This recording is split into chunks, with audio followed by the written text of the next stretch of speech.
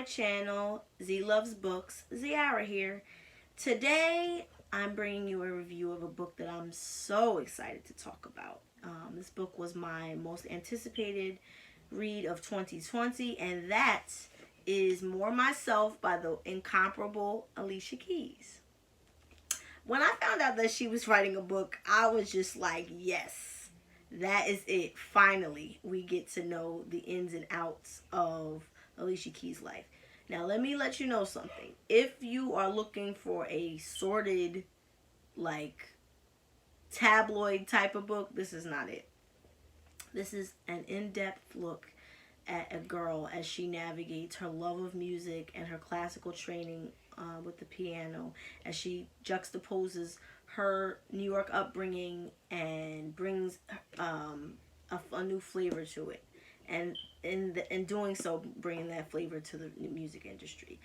At the core of this is basically a tale of a woman an adult who is navigating the trickiness of trying to fit into what other people want, versus what you currently want. So she is just trying to navigate all of that, because of course she wants to be popular in the music industry, but at what cost? Does she lose a piece of herself, or does she give it to you full throttle? You know, that's a tricky slope at a young age, and she got signed at 15, so it was definitely tricky at the time. So you go on this roller coaster ride of her upbringing. Literally, this book made me cry, and very few books do. I will suggest to you to read it alongside the audiobook, which is what I did, and it adds such a different dimension to it. She narrates her own audiobook. What stood out for me is her candidness, her relatability. It's just amazing. I already loved Alicia Keys, so I loved her as an artist regardless. Now, after reading about her life and her struggles, I love her even more. Have you ever read a book and loved a book so much that you tried to stretch it as far as it could go because you didn't want it to end? You want it to end, but you don't want it to end. That was me with this. Like, I wasn't ready to let this go. It was like having a huge hug from Alicia Keys herself, and I wanted to hold on to that feeling. This is definitely an experience. Some of the things that I liked about this book were that every chapter is prefaced by people who have had an influence in her life.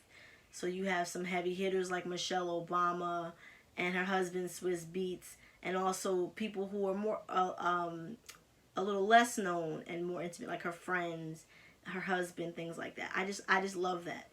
Gave it such a personal touch.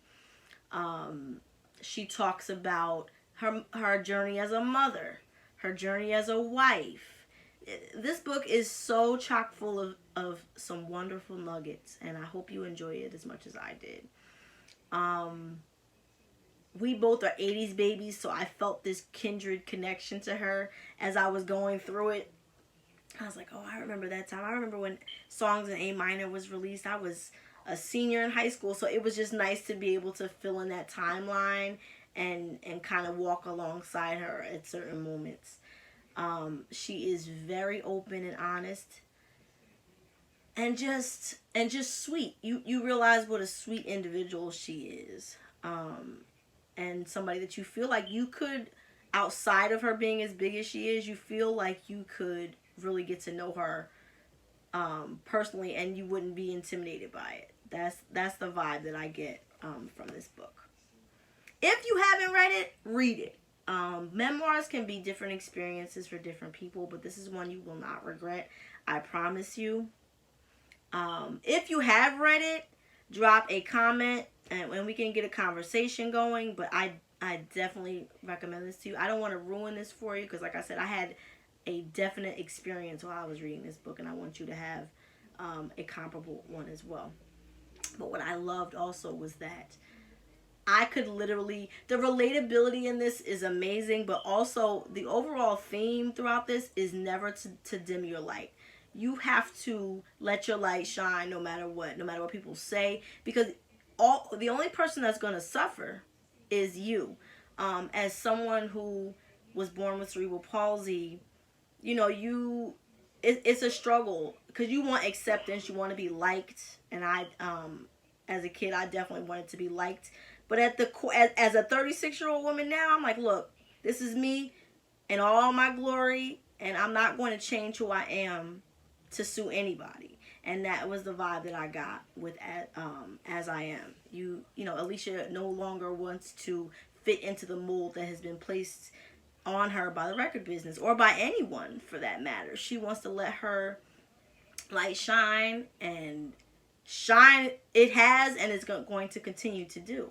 And I think that's something that we all can take from this book and in life. You have to be who you are, because who you are is enough.